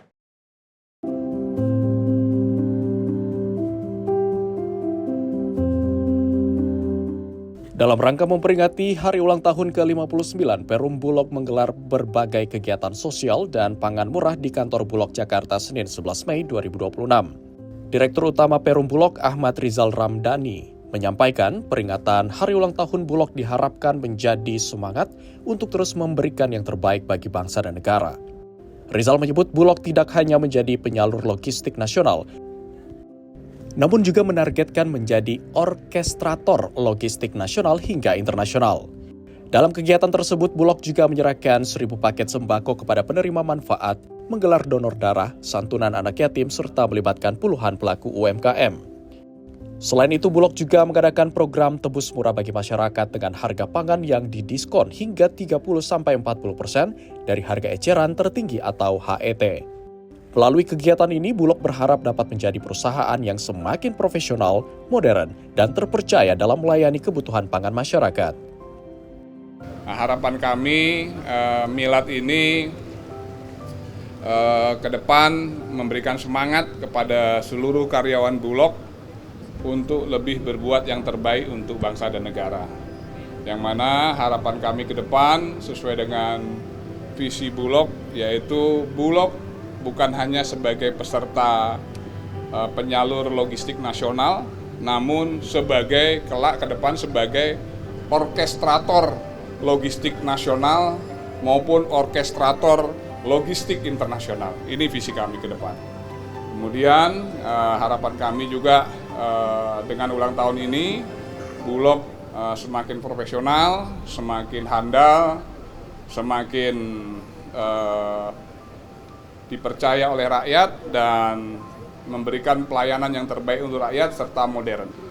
Penyerahan sembako kepada 1.000 penerima manfaat, kemudian setelah penerima manfaat 1.000 sembako tersebut, 1.000 paket, itu ada kegiatan donor darah dan santunan anak yatim, serta kegiatan UMKM ada lebih kurang 70 stand UMKM kami libatkan. Dan ini juga ada juga penjualan tebus murah bagi teman-teman masyarakat yang mau beli murah, harganya diskon hampir mencapai 30-40% dari harga HET. Dari Jakarta, Jihan Nabila, Azizul Hakim, Sinpo TV melaporkan. Presiden Prabowo Subianto juga meninjau Pulau Miangas dan memerintahkan percepatan perbaikan fasilitas pendidikan serta kesehatan. Pemirsa, perbaikan ini difokuskan pada sekolah dan juga puskesmas untuk meningkatkan layanan masyarakat.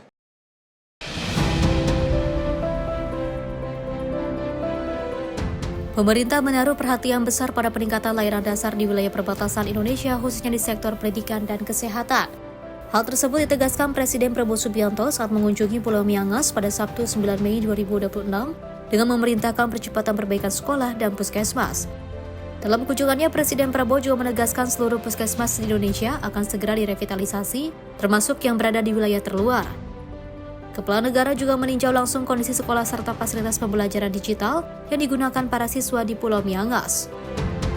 Saya tadi lihat beberapa tempat puskesmas, Menteri Kesehatan tadi bisik-bisik ke saya, Pak, sekian tahun sejak zaman Pak Harto puskesmas belum pernah diperbaiki. Kita perbaiki semua puskesmas di Indonesia segera. Sekolah ini sudah direnovasi belum tahun ini? Ini sudah dapat renovasi, sudah dapat layar yang baru yang sudah ada. Baik, nanti semua sekolah pun akan kita renovasi, ya. Semua sekolah akan kita renovasi juga tahun ini dan 2-3 tahun ke depan semua sekolah di Indonesia akan kita renovasi. Selain itu, Presiden Prabowo juga memastikan program renovasi sekolah akan menjadi prioritas pemerintah dalam beberapa tahun ke depan. Presiden menargetkan seluruh sekolah di Indonesia dapat diperbaiki secara bertahap guna meningkatkan kualitas pendidikan nasional. Tim redaksi Sinpo TV melaporkan. Pemirsa, Presiden Republik Indonesia Prabowo Subianto mendorong penguatan stabilitas dan juga rekonsiliasi kawasan Asia Tenggara dalam konferensi tingkat tinggi KTT ke-48 ASEAN di Cebu, Filipina. Dalam berbagai sesi pertemuan termasuk retret para pemimpin ASEAN, isu situasi Myanmar hingga pentingnya penyelesaian konflik melalui dialog menjadi perhatian utama.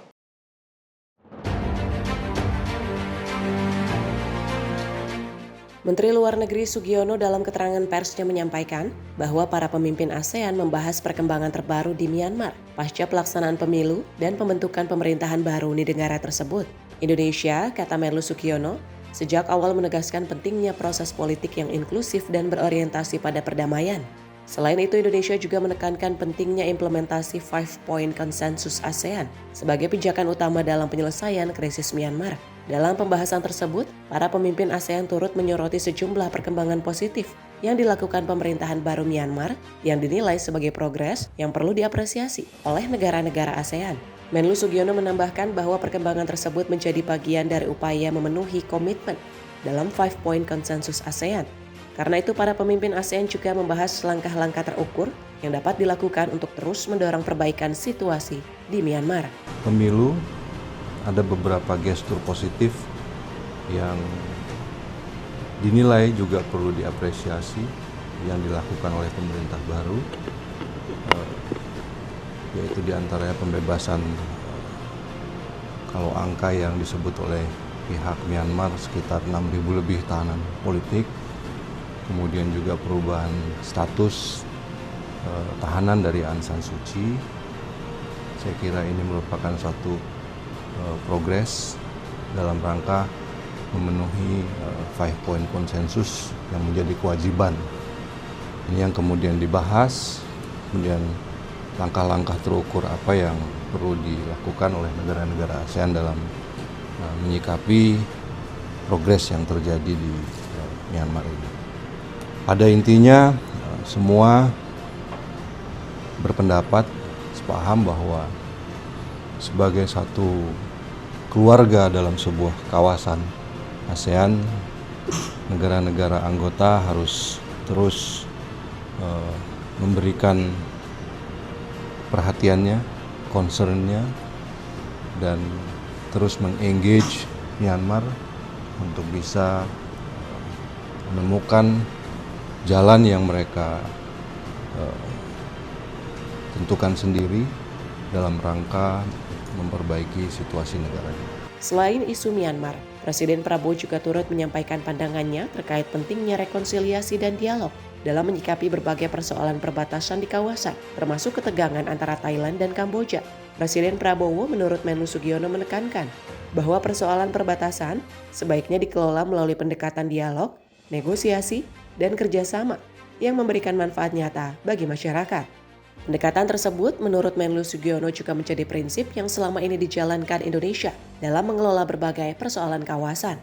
Dari Cebu, Filipina, Tim Liputan Sinpo TV melaporkan. Sementara itu, pemirsa, pemerintah akan meresmikan 1.386 kampung nelayan merah putih pada tahun ini di berbagai wilayah Indonesia. Setiap kampung nelayan akan dilengkapi fasilitas seperti pabrik es dan SPBN untuk mendukung aktivitas perikanan. Kita akan besar-besaran perbaiki kondisi nelayan seluruh Indonesia, kita akan perbaiki mulai tahun ini. Jadi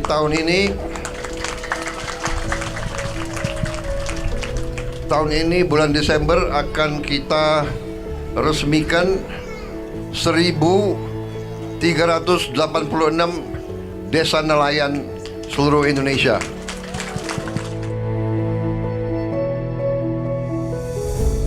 Dalam kunjungannya di Pulau Miangas Sabtu 9 Mei, Presiden Prabowo Subianto menegaskan pemerintah terus memperkuat sektor kelautan dan perikanan melalui pembangunan kampung nelayan merah putih di berbagai wilayah pesisir Indonesia.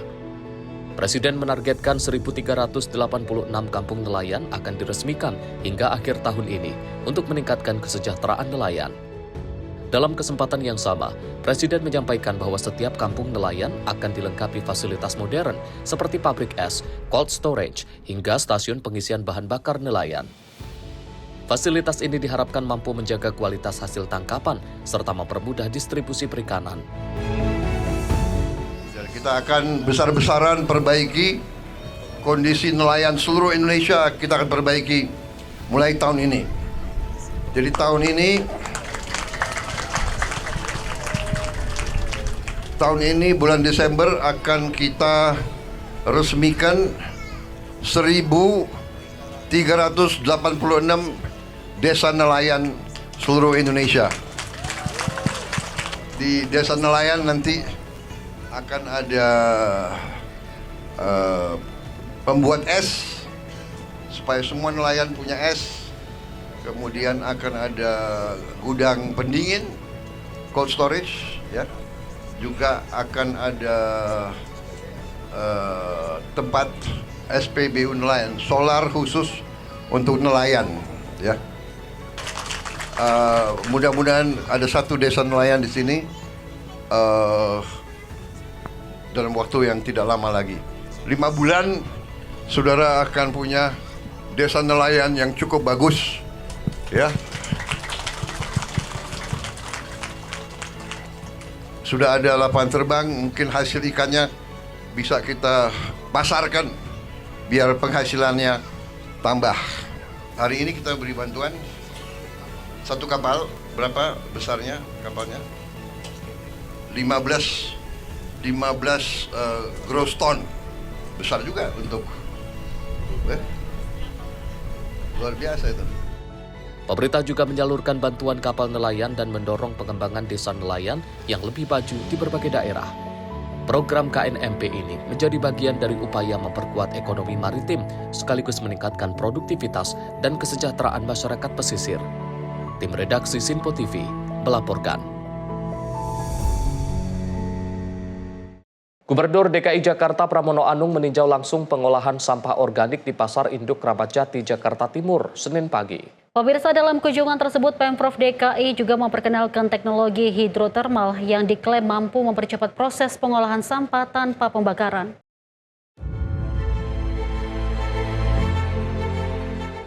Gubernur Pramono Anung mengatakan peninjauan pengolahan sampah organik ini dinilai sebagai bagian dari upaya Pemprov DKI untuk menangani persoalan sampah yang selama ini menjadi sorotan di Pasar Induk Kramat Jati. Pramono menjelaskan teknologi hidrotermal mampu memangkas waktu pengolahan sampah organik yang biasanya memakan waktu hingga 1 pekan menjadi hanya sekitar 2 jam untuk setiap proses pengolahan. Pemprov DKI menilai penerapan teknologi tersebut dapat menjadi solusi jangka panjang dalam mengurangi penumpukan sampah di kawasan pasar. Program pengolahan sampah mandiri di Pasar Induk Kramat Jati ini juga ditargetkan bisa mulai beroperasi secara bertahap pada tahun 2027. Maka pemerintah DKI Jakarta melalui Pasar Jaya akan bekerja sama dengan masyarakat yang mempunyai concern untuk penanganan sampah, terutama sampah organik dan anorganik. Seperti kita ketahui di tempat ini kurang lebih setiap hari 5 ton nanti bekerja sama dengan perusahaan swasta untuk menghasilkan output yang akan bermanfaat bagi pertamanan dan juga yang lainnya, dan juga dengan pupuk Indonesia. Dan saya meyakini kalau program ini bisa dijalankan, maka ini akan sangat bermanfaat baik untuk mengurangi beban pengiriman sampah dari pasar ke Bantar Gebang. Sebelumnya, Pasar Induk Kramat Jati kerap mengalami penumpukan sampah akibat tingginya volume limbah organik yang dihasilkan setiap hari. Pengelola pasar bahkan menyiapkan sistem pengolahan sampah berskala industri agar penanganan dapat berjalan lebih optimal dan berkelanjutan. Dengan adanya solusi tersebut, Pemprov DKI berharap langkah itu dapat menjadikan pasar-pasar di Jakarta lebih bersih, nyaman, dan menjadi contoh pengelolaan sampah modern di Indonesia. Dari Jakarta, Sri Dewi Andayani, Mutia Anggiani, Sinpo TV melaporkan. Pemirsa, informasi tadi menutup perjumpaan kita hari ini. Saya Azhar Putra, mewakili seluruh rekan kerja yang bertugas mengucapkan terima kasih, selamat malam, dan sampai jumpa.